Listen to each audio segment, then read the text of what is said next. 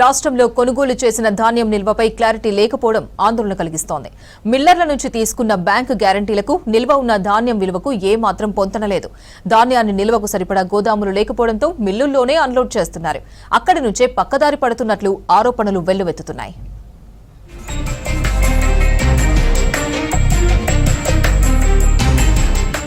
రాష్ట్ర వ్యాప్తంగా ప్రభుత్వం కొనుగోలు చేసిన లక్షల టన్నుల ధాన్యం భద్రత ప్రశ్నార్థకంగా మారింది. గత వానాకాలం ప్రస్తుత యాసంగి సీజన్లకు చెందిన 25,000 కోట్లకు పైగా విలువైన ధాన్యం రాష్ట్ర వ్యాప్తంగా 2,000 రైస్ మిల్లుల్లోనే నిల్వ ఉంది. మిల్లర్ల నుంచి తీసుకున్న బ్యాంక్ గ్యారంటీలకు నిల్వ ఉన్న ధాన్యం విలువకు ఏమాత్రం పొంతనలేదు. బ్యాంకు గ్యారంటీల కన్నా ఎన్నో రేట్ల విలువైన వుడ్లు మిల్లులో ఉన్నాయి. ఈ యాసంగిలో 90 లక్షల టన్నుల ధాన్యం సేకరించాలని ప్రభుత్వం టార్గెట్ గా పెట్టుకుంది. అంతే ధాన్యాన్ని నిల్వ చేయడానికి సరిపడా గోదాములు లేక మిల్లుల్లో అన్లోడ్ చేస్తోంది. కొందరు మిల్లర్లు ఈ పరిస్థితిని ఆసరా చేసుకుని ధాన్యాన్ని బ్లాక్ మార్కెట్ కు తరలిస్తున్నారన్న ఆరోపణలు ఉన్నాయి.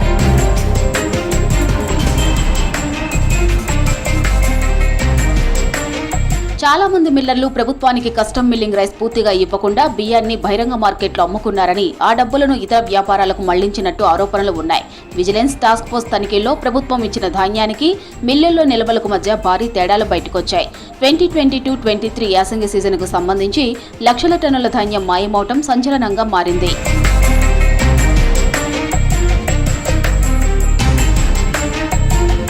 మిల్లర్లో మిగిలిన ధాన్యాన్ని అమ్మేందుకు ప్రభుత్వం టెండర్లు పిలవగా టెండర్ దక్కించుకున్న సంస్థలు 18.95 లక్షల టన్నుల వడ్లను మాత్రమే తీసుకుని చేతులెత్తేశాయి. మిగిలిన 19.5 లక్షల టన్నుల వడ్లకు సంబంధించి 4,263 కోట్లకు పైగా మిల్లర్ల నుంచి వసూలు కావాల్సి ఉంది. అయితే కొన్ని మిల్లుల్లో వడ్లు కూడా లేవని బియ్యాన్ని అమ్ముకున్నారని తేలడంతో కొందరు మిల్లర్లపై రెవెన్యూ రికవరీ చట్టం కింద కేసులు నమోదయ్యాయి.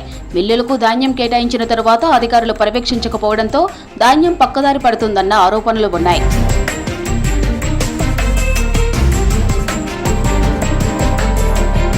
గడువులోకి బియ్యం అప్పగించేలా జిల్లా స్థాయి సివిల్ సప్లైస్ అధికారులు చర్యలు తీసుకోవడం లేదు. మిల్లర్లకు కొందరు అధికారులు సహకరించడం వల్లనే అక్రమాలు జరుగుతున్నాయని చెప్పారు. 3 ఏళ్ల కింద మాయమైన ధాన్యం కూడా ఇంకా పూర్తిగా రికవరీ కాలేదని చెబుతున్నారు వ్యవసాయ నిపుణులు.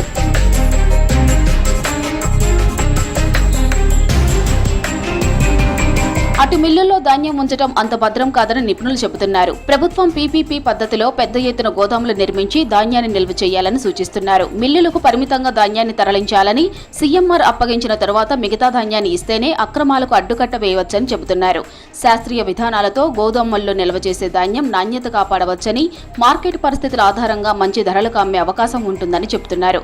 అక్రమాలకు పాల్పడిన మిల్లర్లతో పాటు వారికి సహకరించిన అధికారుల మీద కూడా కఠిన చర్యలు తీసుకోవాలని డిమాండ్ చేస్తున్నారు. ధాన్యం కేటాయింపు నుంచి సీఎంఆర్ రికవరీ వరకు పూర్తిస్థాయి డిజిటల్ ట్రాకింగ్ వ్యవస్థ అమలు చేయాలని, ప్రతి మిల్లులో జీపీఎస్ ఆధారిత నిల్వ పర్యవేక్షణ ఉండాలని సూచిస్తున్నారు.